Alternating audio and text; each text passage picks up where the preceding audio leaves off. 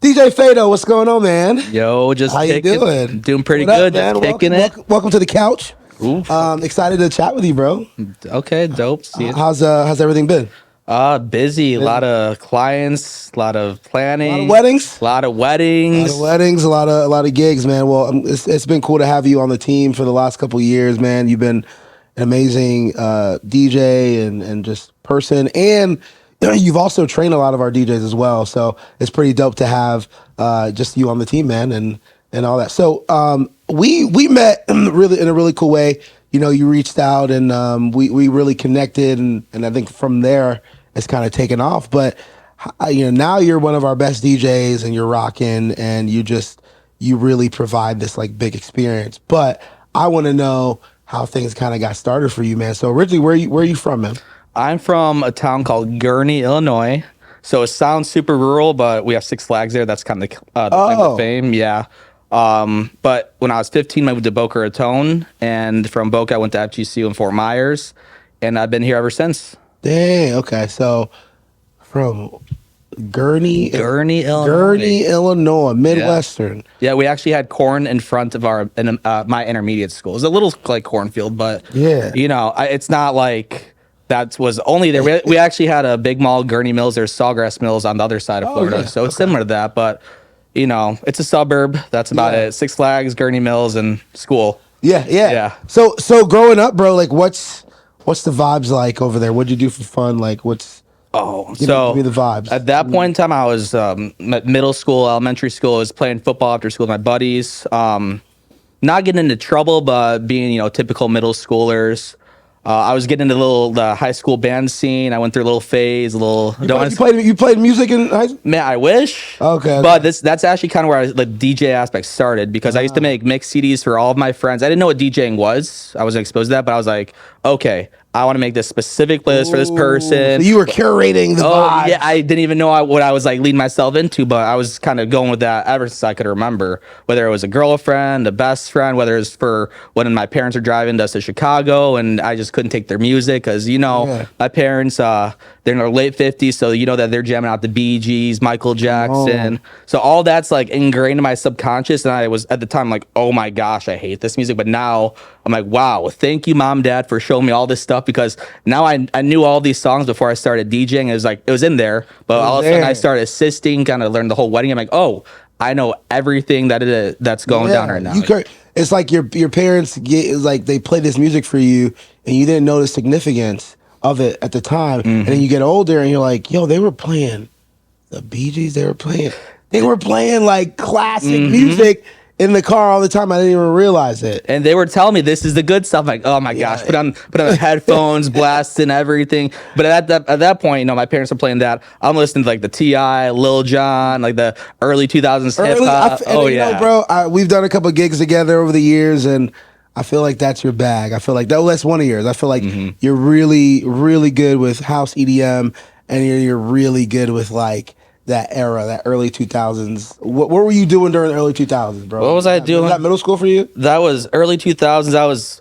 Okay, I'm not that old. I was early 2000s. I was like earliest leaving elementary school, the mid 2000s like middle school, late 2000s high school. So when I started really something like the first song I remember completely blowing up for everybody, because this one girl's shirt was Laffy Taffy by D4L. So everyone's like talking about it. I didn't hear it yet. This one girl came to school with a white tee and literally taped Laffy Taffy's on her shirt. It's like, oh yeah, Laffy Taffy. Like, that's kind of hard though. Like, I kind of like that. That's fire. Then after the whole Snap Dance era, like them franchise boys, Lean With It, Rock With It, Snap Your Fingers. Then you had Unk and the Two Step and Walk It Out. All of those. That was one of those like golden. That was like the first, like the big dance era, like the ringtone. Before TikTok and all that stuff came out, I was like, you had to go look it up on YouTube. Soulja Boy, crank that Soulja Boy. I remember I was spending hours crank that Batman, crank that Aquaman. I was like, what else is there? Crank that era, they had that whole crank the Batman. They had a white tee. Remember the white tee, black tee, black tee, pink tee. What an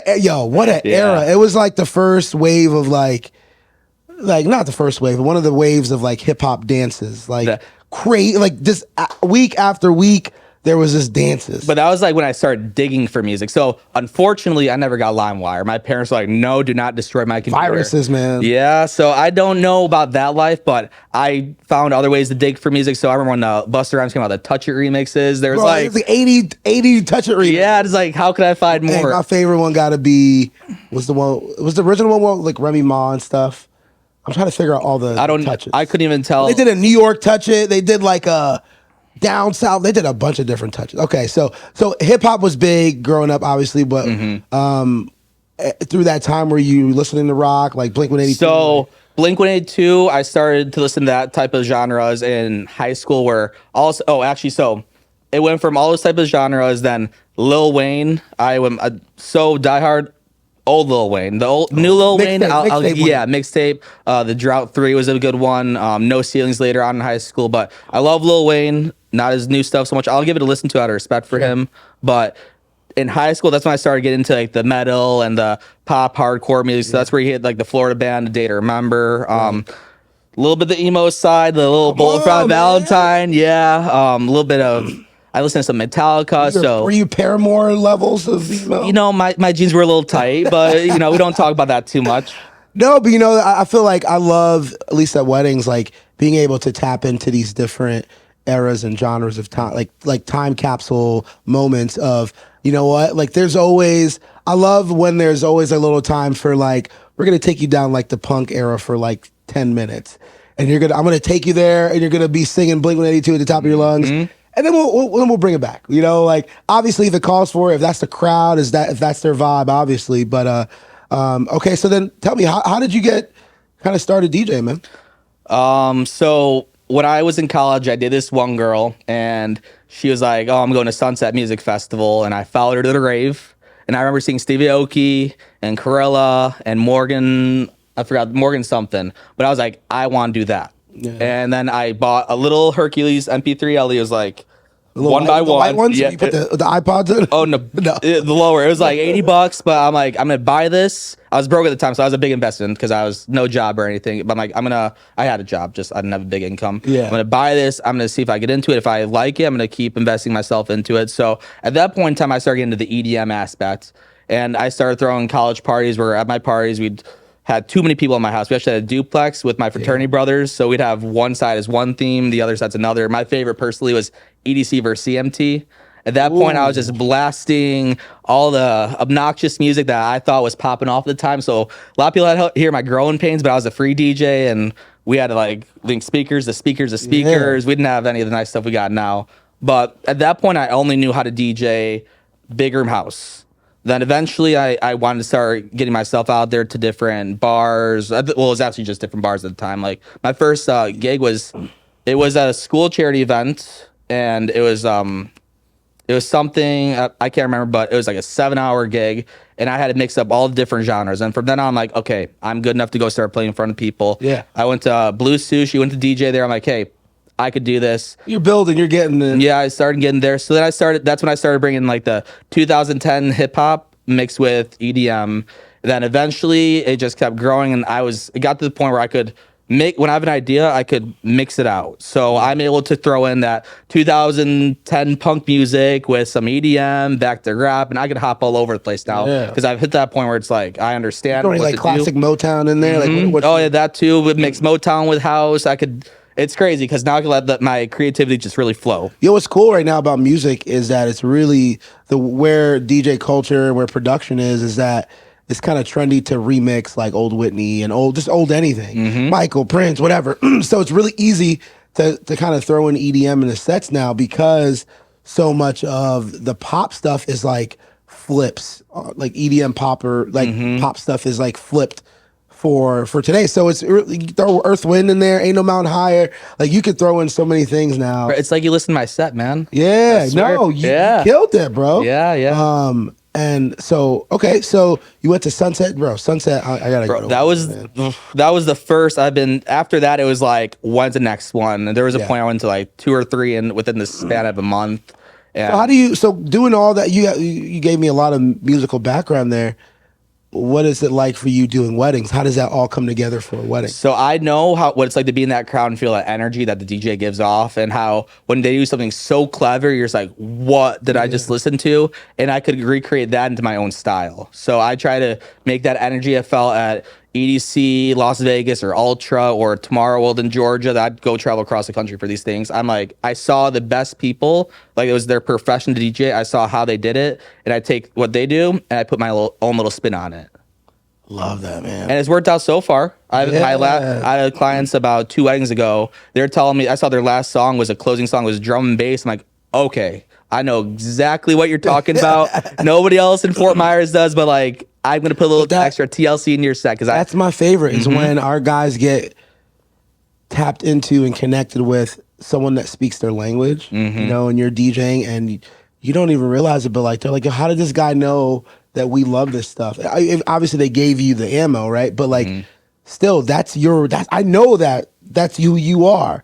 So it's cool, and I think that's obviously not an accident. It's intentional, something that we do. We curate it, but I just love when like it does match for you, and you're enjoying it just as much as they are. Bro, those are the gigs you go and you set everything up, you break everything down. It's like 90 degrees outside, but you don't even feel like you're working. It's just like you leave, you're like, the biggest smile, like, hey, thanks for having me. Like, thank you for, I told the guy, thank you for fighting me. Like, I was waiting for this type of gig. So don't get me wrong. I could, like I said, like I had my parents put in my subconscious, the 80s, I had the 2010s. But your favorite thing is definitely that type of digging into the subgenres of EDM, not just, big booty mix by two friends. Everybody, you know, it's good, but I could do that. But again, put a little bit of my spin on it, and I'll DJ my friends' little parties and stuff like that, and they just say, "Do what you want," and like go have the free reins. I'm like, I got you. Like, you don't have to give me too much supervision, and I could. My question for you, man, then is in your experience of throwing these parties and these experiences, what makes a good party to you, man? Like, what are the elements of a good party, bro?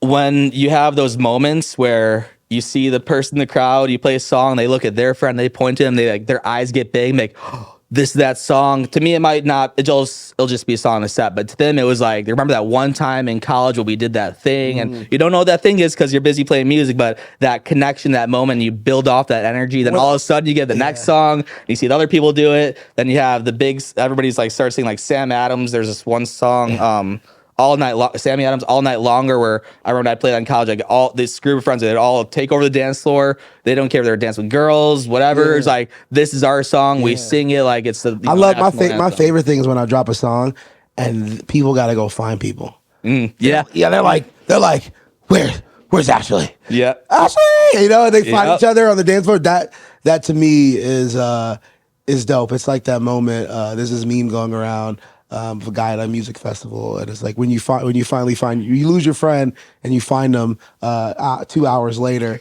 and it's like like I think that's a dope thing I'm trying to create with music, is being able to, you know, make people have to go and find someone that connection is there with, you know, and I think that's really cool, man.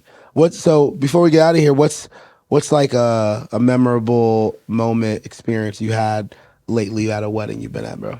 So I'm going to go back to this one wedding, the one that I keep popping off, where it was like, they were my people. I call them my people. I post them like, I found them finally.